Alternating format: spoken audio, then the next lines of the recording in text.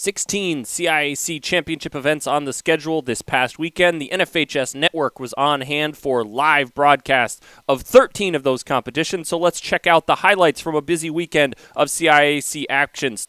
Start off with open swimming, and it's an open record here as Kaki Christensen dueling Sophie Angus of Weston in the 100 breaststroke. Christensen gets there first in a time of 101.93. That is a new state open record. Then we move along to the 100 backstroke. Marcella McGuire of Ridgefield, she was a double winner on the day, winning the 200 freestyle, and here in the 100 backstroke, comfortably in front, punching first in 54.30. More records. Earlier, she won the 100 freestyle, and here's McKenna Dale of E.O. Smith, pulls out in the 50 free, a winning time of 23.03, breaking the state record. Sarah Grinalds of Fairfield Ludlow was second, also with a state record time in that matchup. On to the team competition. It was Greenwich, having won last year's state open title. They were off to a big start thanks to the diving competition on Friday night. Here we have Kelly Montesi in the 100 butterfly for Greenwich. That's the only individual win of the day for the Cardinals, but she comfortably takes that one. And then some efforts in the relays like this one here, the final event of the day, Greenwich. A second place finish in the 400 freestyle relay. It's another team competition championship for the Cardinals as they celebrate with the traditional jump into the pool, a second straight open title for Greenwich.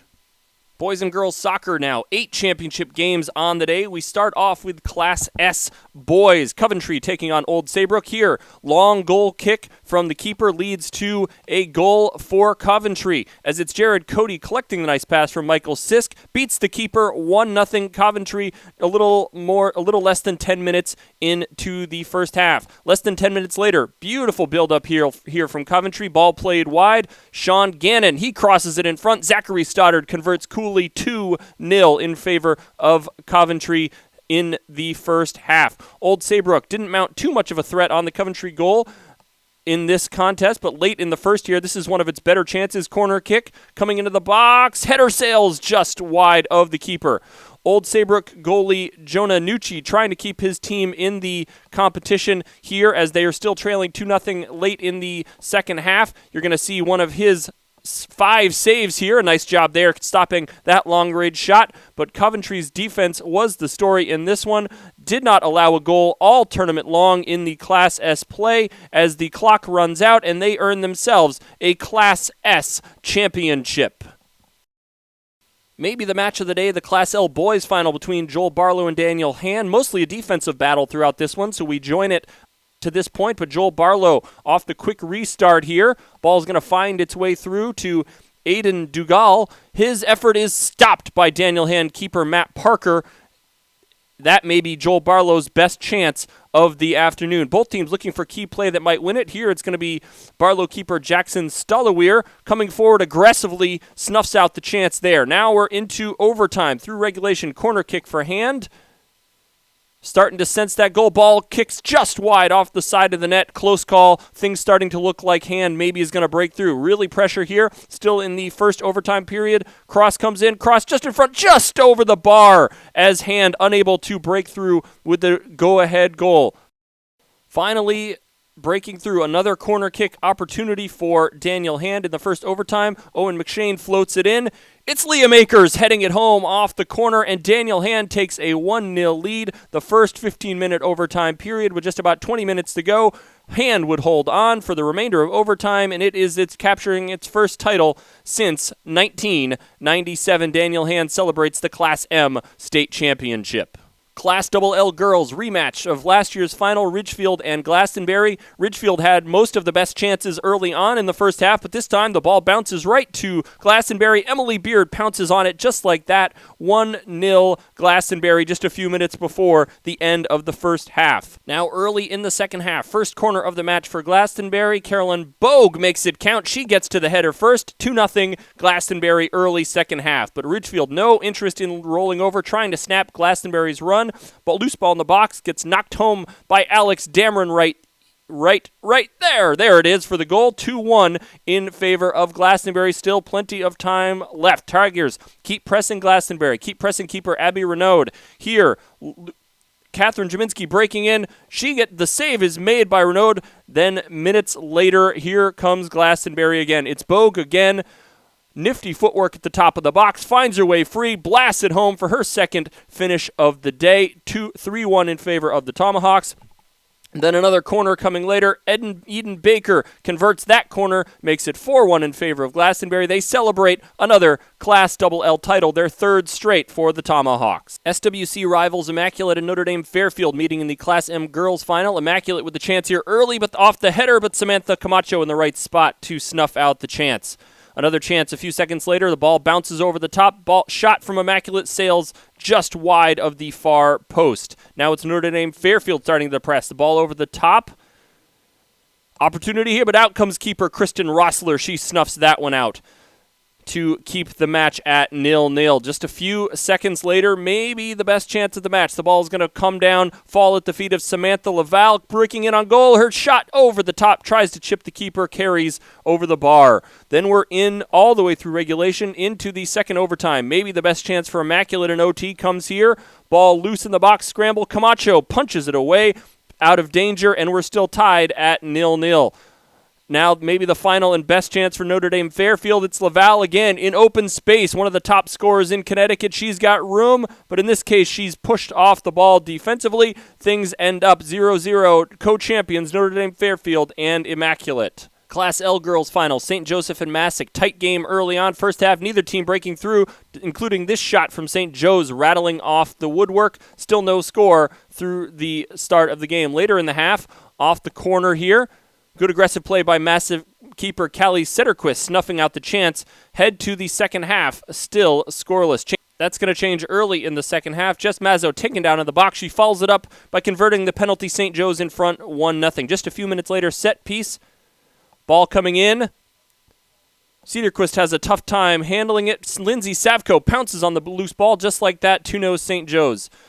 Now take a look at this play. A little more than halfway through the second. It's Mazzo again, maybe the play of the day. Takes the ball at midfield, fights off two defenders, going all the way to the goal, scores her second of the game, and it's Cadets in control now by a 3-0 score. Sederquist keeping her, working hard to keep Massac in it here, getting down, sharp save with her right hand, keeping Massac in shouting distance, but one more for Savko as St. Joe's breaks free and finishes it off. Now it's 4-0. Massac still pressing. Giovanni De Lorenzo is stymied here. The ball's going to come in. She gets stopped. Veronica O'Rourke, second shot, also stopped as St. Joe's keeps the clean sheet. They pour now onto the field. It's a Class L title for the second straight season for St. Joe's as they earn the 4-0 victory in the Class L girls tournament. Class L boys, Shelton Farmington. Shelton pressuring early on in this one. Through ball comes through. That's going to force a tough play from Farmington keeper Jordan Sicklick, but he cuts off the opportunity, keeping Farmington in a 0-0 draw. Farmington took control 3-minute stretch. Midway through the first, it's John Tomaso. Lovely through ball to Blake Rutenberg. Makes it 1-0 in favor of the Indians. Shortly after, Rutenberg again controlling. He collects this Will Fitzsimmons pass. Lovely little touch. Finishes it off just like that. 2-0 Farmington. They are now in control.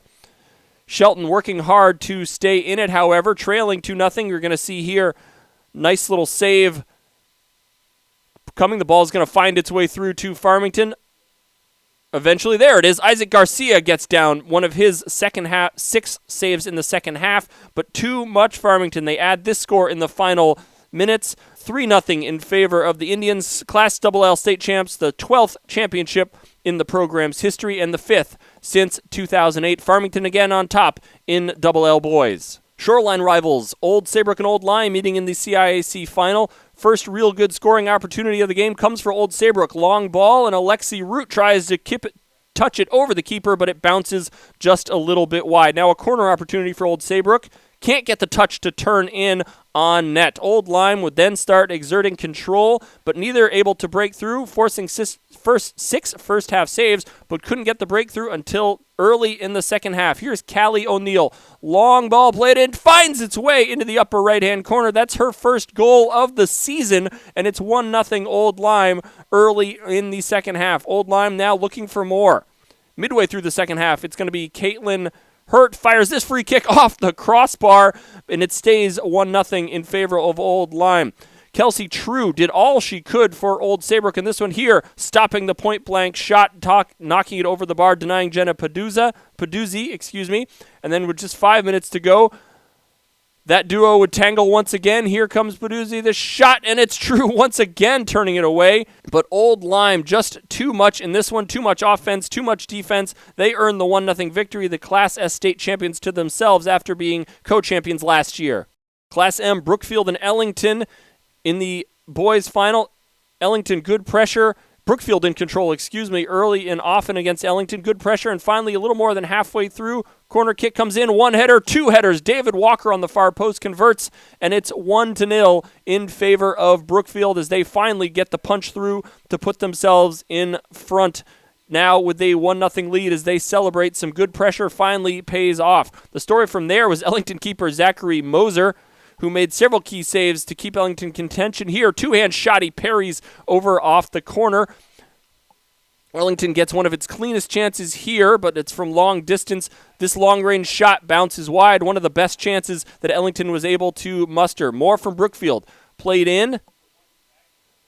Shot again. Moser dives, parries it aside, keeping it a 1-0 victory. Continuing pressure from Brookfield. Sam Stewick moves it on goal. He's going to shoot just wide of the target, unable to punch through with that second goal midway through the second half, but no more scoring. It's just celebrating as Brookfield captures the 1-0 championship. You see the fans and players stream onto the field, or maybe it's just the players. Hopefully it's just the players. Not supposed to have the fans. 1-0 victory for Brookfield. They're your Class M boys champion.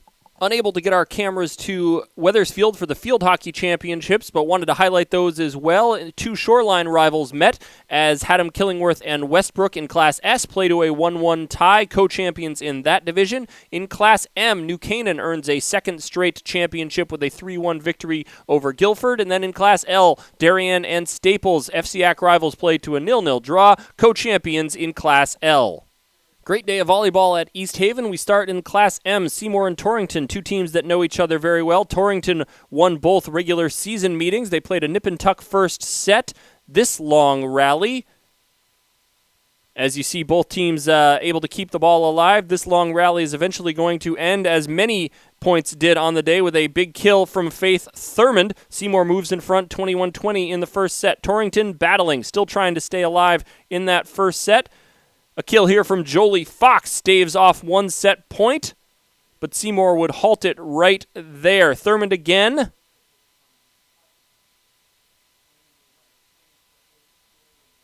In just one moment here, I got ahead of myself as I so often do.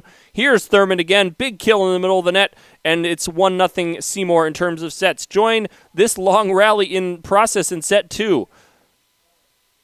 Torrington trying to edge its way in front. Keeping the ball alive.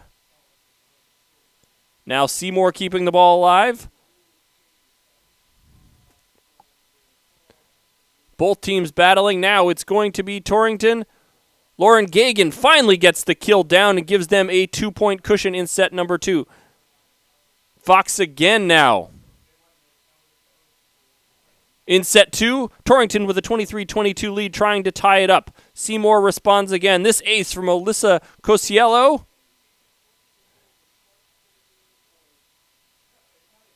And then, again after a timeout, another ace. Seymour 2-0, back-to-back aces now in terms of set. Set three, Torrington trying to keep pace one more time. It's Fox finding the back line while trying to mount a comeback.